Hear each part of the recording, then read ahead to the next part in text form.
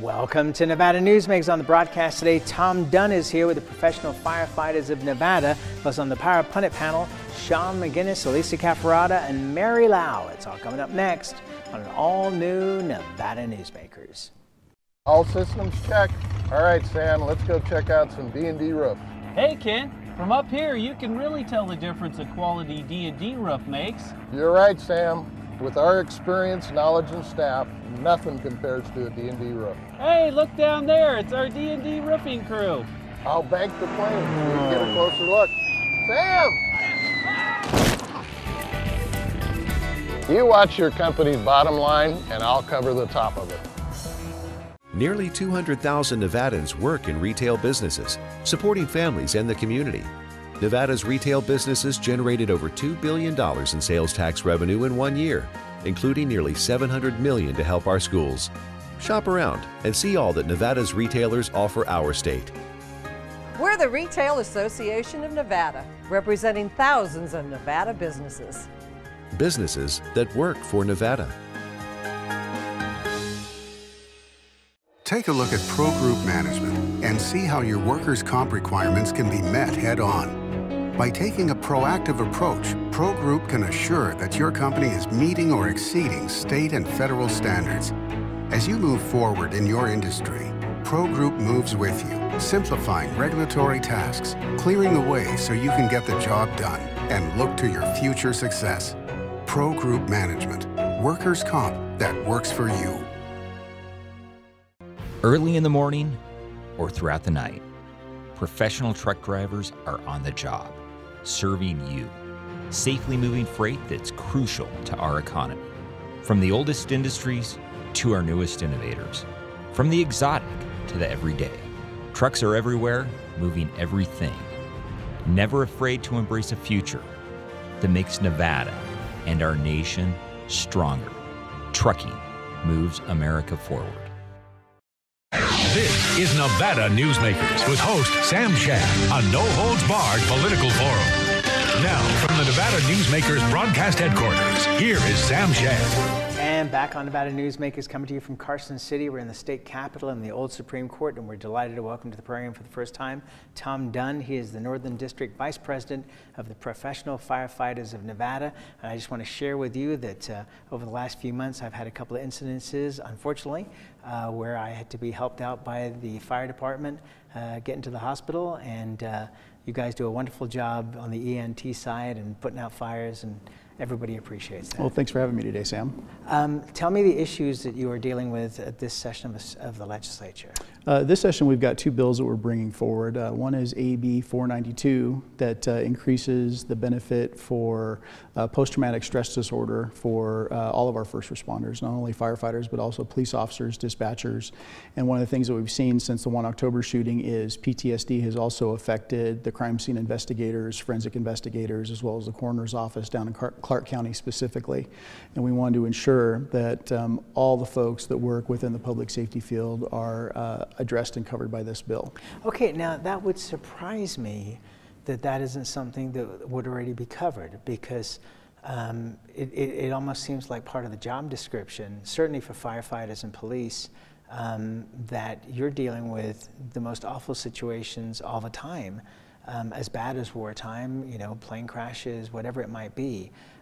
How come that wasn't covered previously? Well, under the existing statute, it has to be, PTSD has to be tied to a single incident. And with the existing workers' compensation statutes for the state of Nevada, it's very restrictive that a claim has to be accepted or denied within 30 days.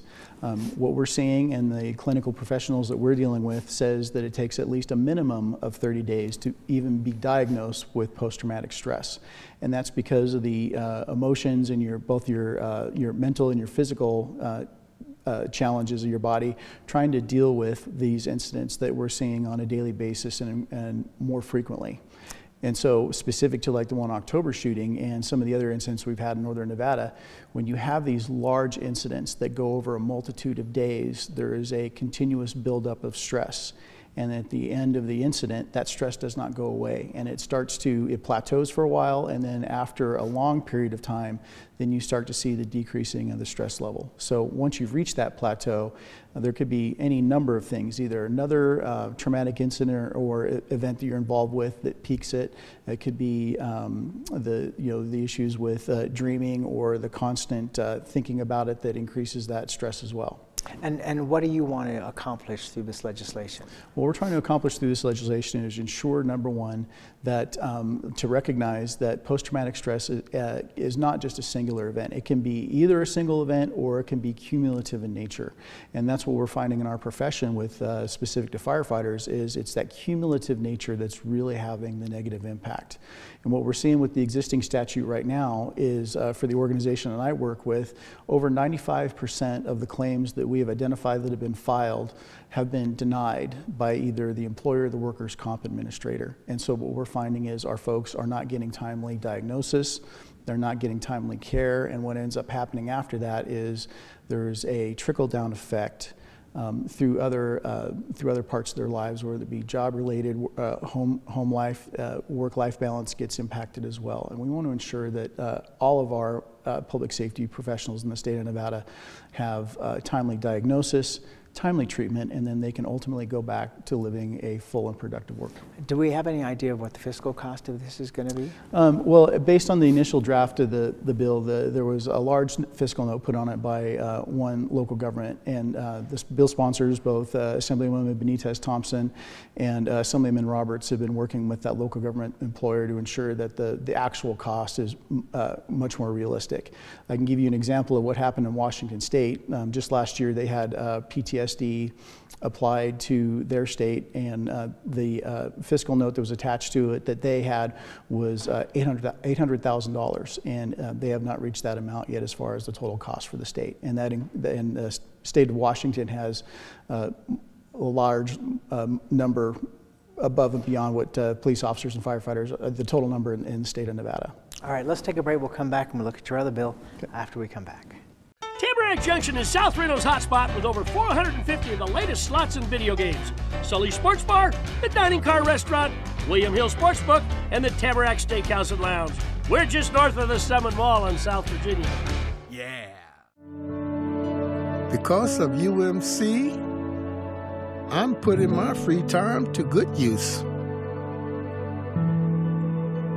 Because of UMC, she keeps me on my toes.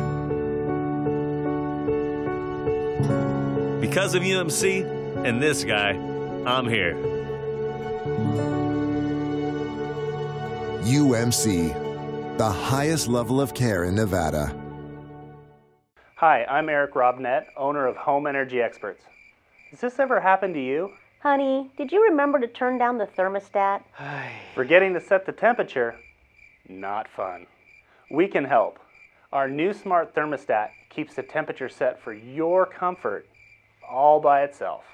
I'm feeling hot now. To increase your comfort, go to homeenergyexperts.com for details. That's homeenergyexperts.com.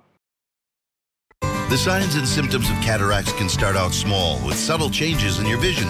So don't wait. Be proactive and take your vision into your own hands. If you're experiencing the onset of cataracts or just have questions, contact your eye care professional or call Eye Care Associates of Nevada today. Dr. Hiss has years of experience specializing in the surgical correction of eye disorders and has completed over 84,000 vision correcting procedures. At Eye Care Associates of Nevada, we'll change the way you look at the world. The Tamarack Junction Steakhouse is known for signature steaks, handcrafted cocktails, and world-class wines. Join us Thursdays and Friday nights from 4:30 to 6:30 in the Steakhouse Lounge for live music, gourmet plates, and well-priced wines, just north of the Summit Mall on South Virginia. This is Nevada Newsmakers. And back on Nevada Newsmakers, we continue our conversation with Tom Dunn. He is the Northern District Vice President of the Professional Firefighters of Nevada. Cancer is another issue that you're trying to deal with through this bill, correct? That's correct. SB 215 is the second bill that we have this session. And what it is it increases the number of occupational cancers for firefighters and also adds another classification for police officers that have a direct exposure to certain events. Like, for example, here in Northern Nevada, we've had a number of events where law enforcement officers have been involved in evacuations operations or doing roadblocks, they are exposed to the byproducts of combustion and the carcinogens that are in the smoke, and we want to ensure that those law enforcement officers are covered as well. Okay, so what's the current situation? And again, I go back to the same thing I asked you before, which is these are not new things. This is something that you know, firefighters, police officers have been involved in. They're going to be out in traffic. They're going to be in all kinds of situations.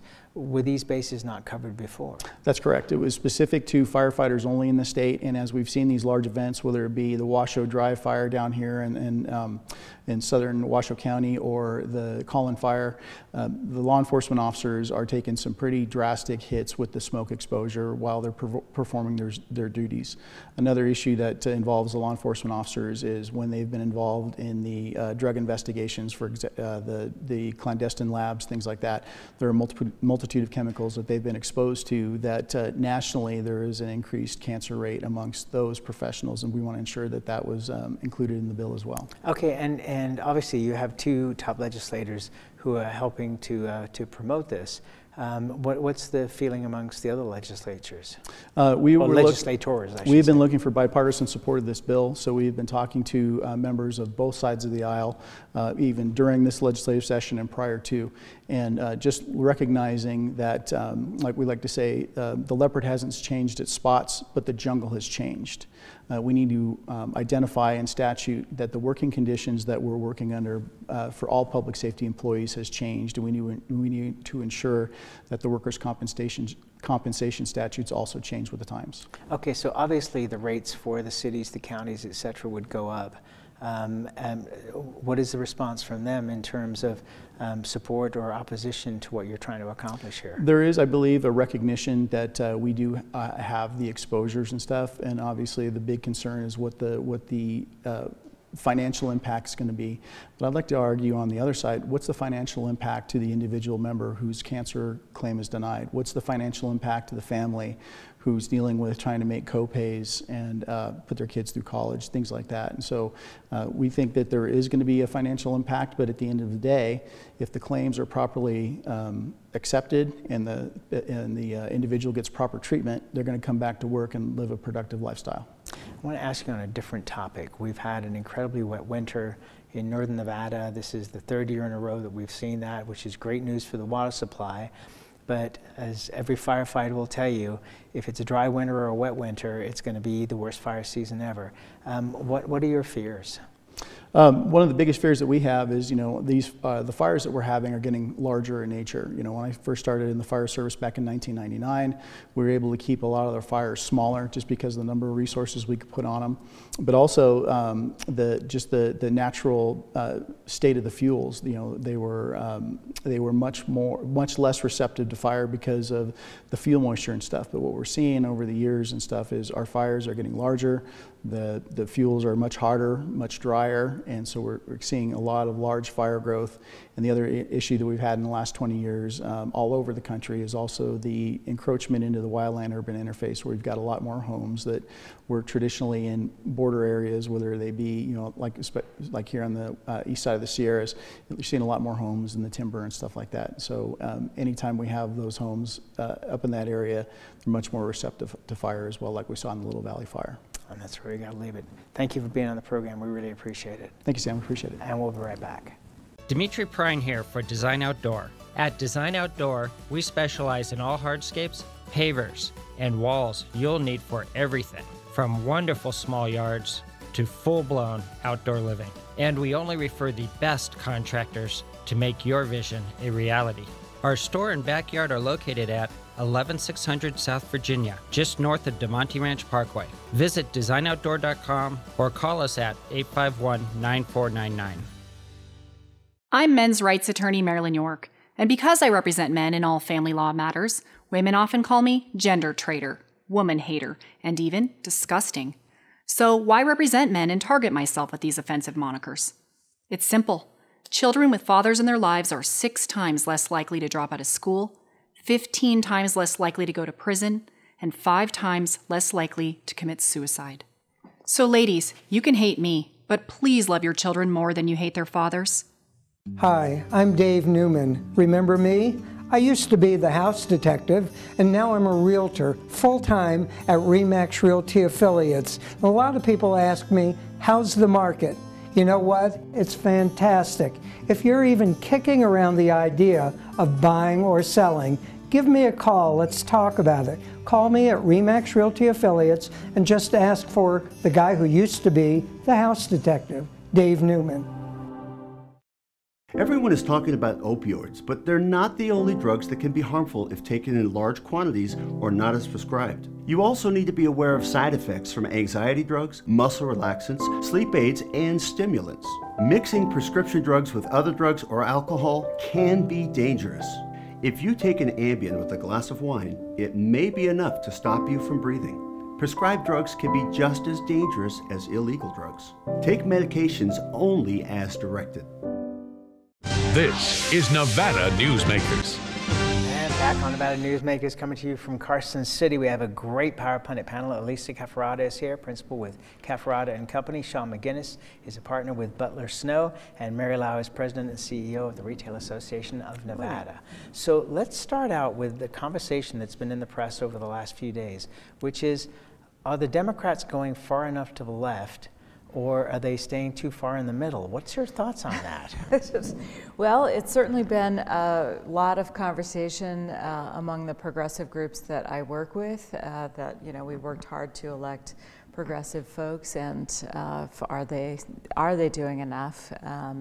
Because we have the earned paid sick days, we have the minimum wage bill, but those aren't sort of in the ideal form that the progressive groups had identified. And I think what the Democratic leadership needs to do is say, here's the whole package of what we're doing for Nevada's working families. So collective bargaining for state workers, pay raises for teachers, paid leave, sick time.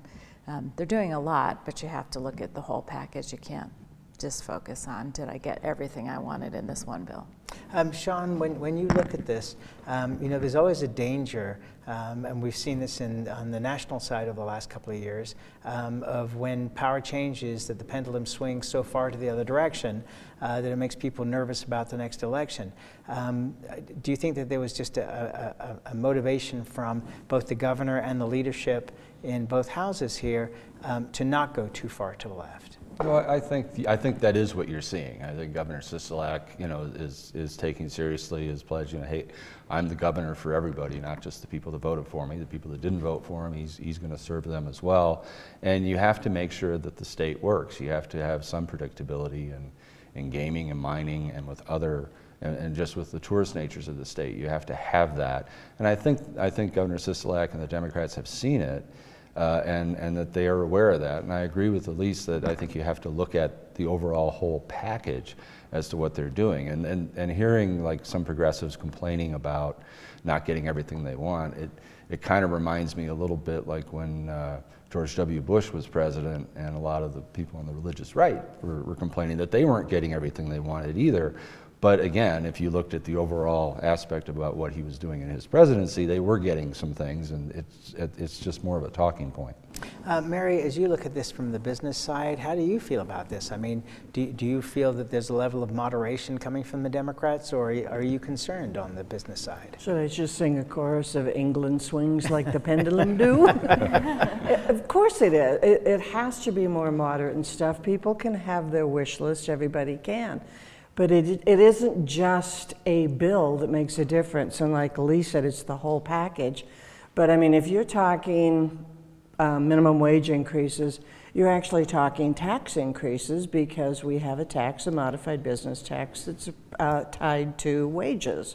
So there's other things that go into that.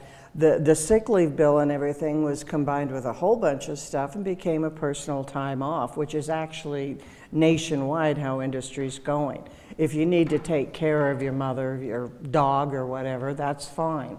Don't have to come up with an excuse. Don't call up going, I can't make it today. Just, you know, I'm taking a personal day off and things. So I think leadership has done an excellent job of meeting with all groups and stuff and bringing it into balance, because be careful what you ask for, you just might get it. Sometimes the hard work of bringing in somebody too moderate or too progressive is actually a problem. And instead, they still have to learn the process, they still have to learn reality, and they have to learn how everything impacts everything else.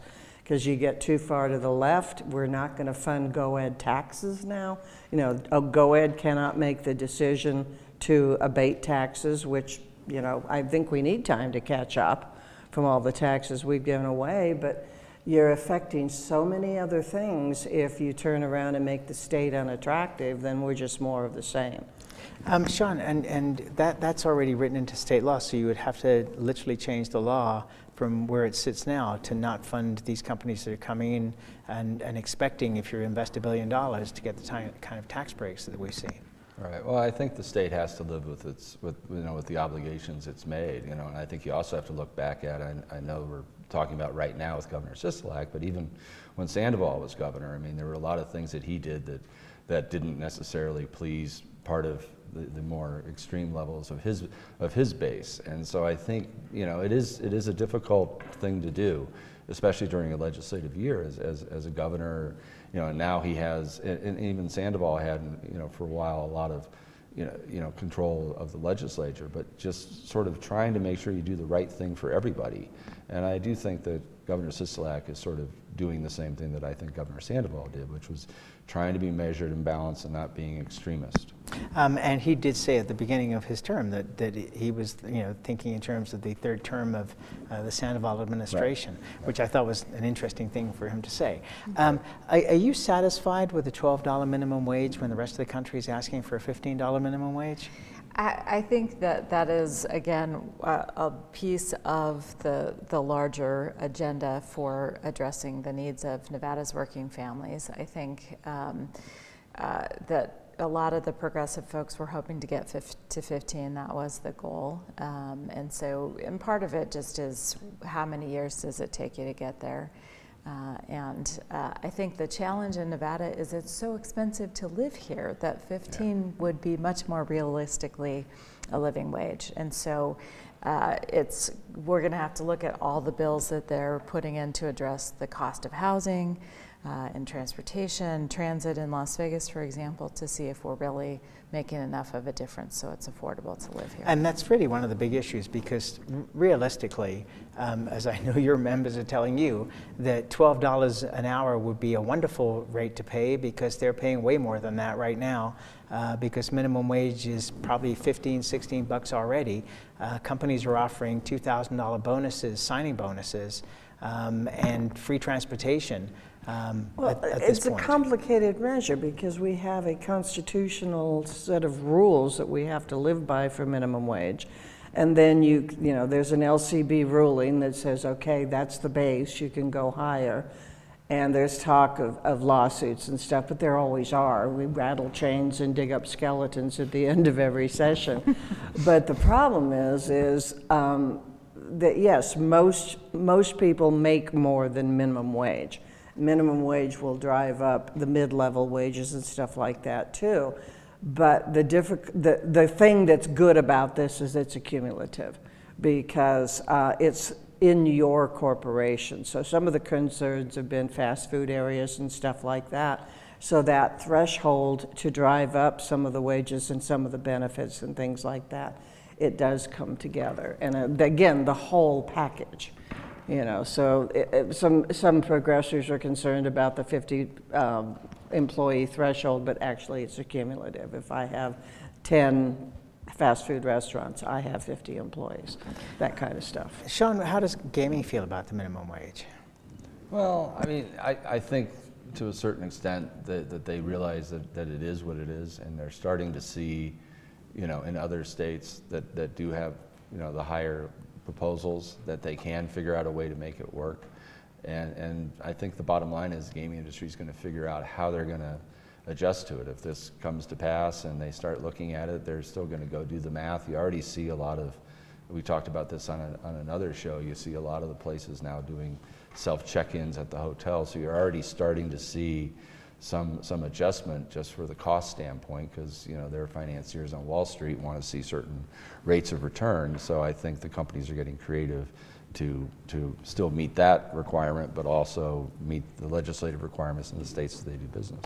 Well, I'm sorry, Go but ahead. that's some of the problem that I was alluding to with the Constitution is most other states that have the higher wage have the flexibility to either include the tip as part of the bill, which happened in Seattle.